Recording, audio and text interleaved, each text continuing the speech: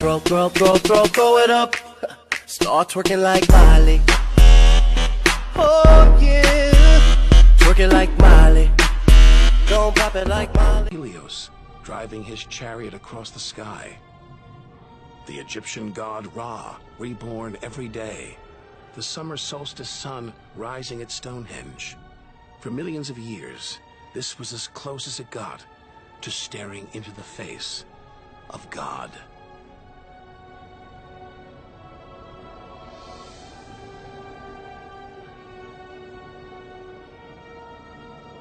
It's so far away. If it burned out, we wouldn't know about it for 8 minutes. It's so big, you could fit 1 million Earths inside it.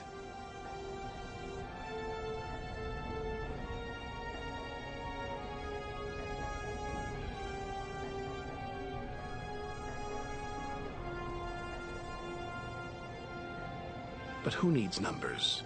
We've got the real thing. We see it every day, a familiar face in our sky. Now, up close, it's unrecognizable. A turbulent sea of incandescent gas. The thermometer pushes 10,000 degrees. Can't imagine how hot the core is. Could be tens of millions of degrees.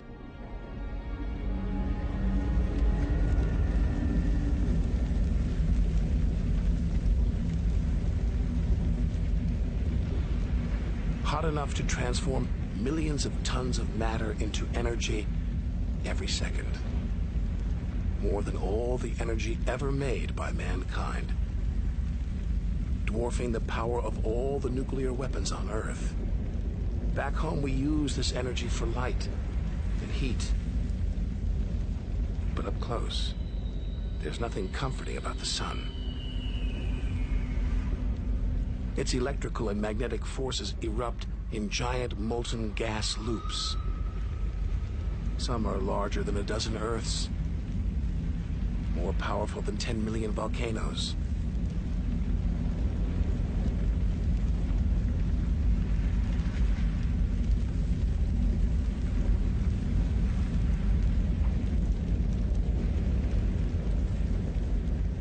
When they burst through, they expose cooler layers below, making sunspots. A fraction cooler than their surroundings, sunspots look black, but they're hotter than anything on Earth. And massive, up to 20 times the size of Earth.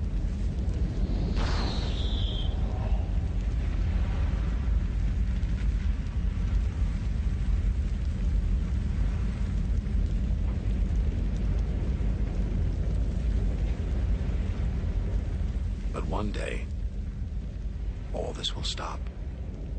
The sun's fuel will be spent.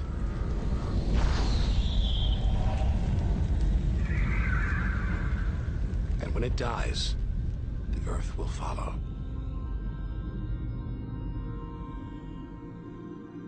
This God creates life, destroys it, and demands we keep our distance.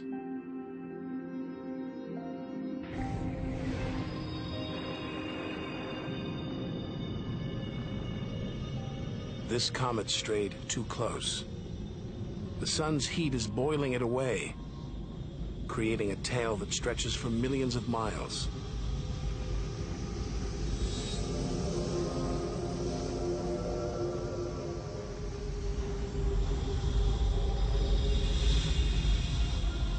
It's freezing it here. There's no doubt where this comet's from, the icy wastes of deep space.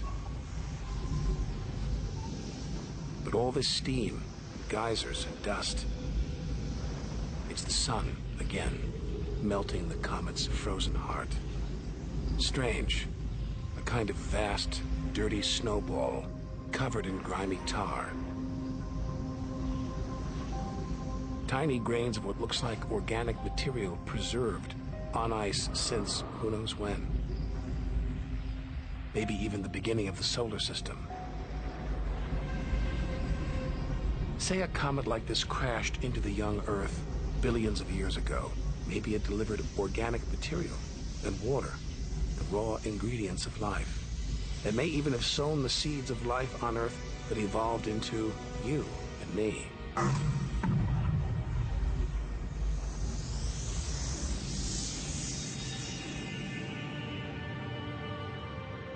But say it crashed into the Earth now.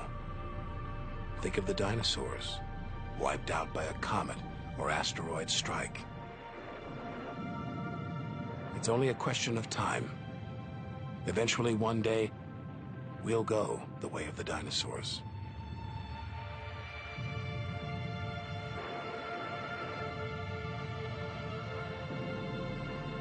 If life on Earth was wiped out, we'd be stuck out here, homeless, adrift in a hostile universe. We need to find another home. Among the millions, billions of planets, there must be one that's not too hot, not too cold, with air, sunlight, water, where, like Goldilocks, we could comfortably live.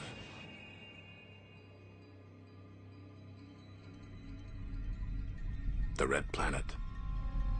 Unmistakably, Mars. For centuries, we've looked to Mars for company, for signs of life.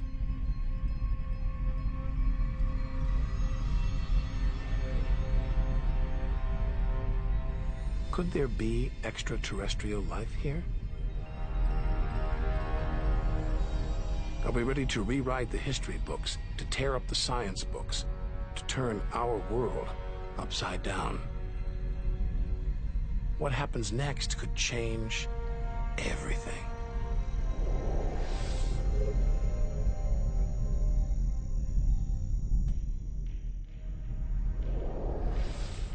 Mars is the planet that most captures our imagination.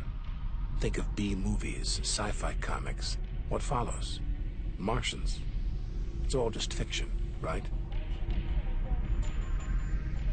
But what if there really is something here? Hard to imagine, though. Up close, this is a dead planet. The activity that makes the Earth livable shut down millions of years ago here. Red and dead. Mars is a giant fossil.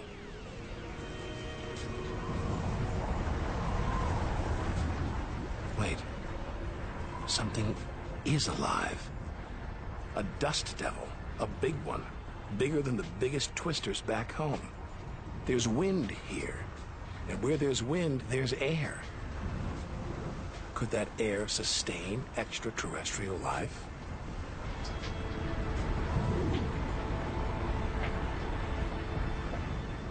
It's too thin for us to breathe. And there's no ozone layer. Nothing to protect us against the sun's ultraviolet rays.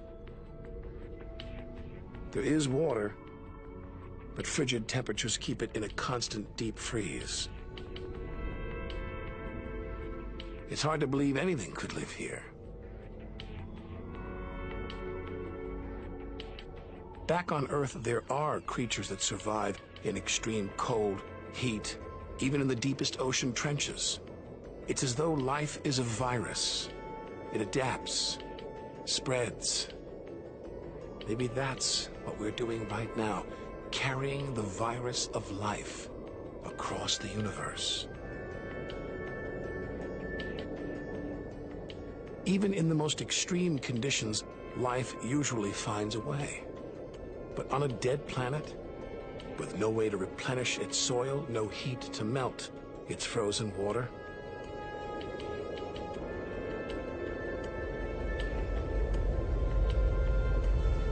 all this dust, it's hard to see where we're going.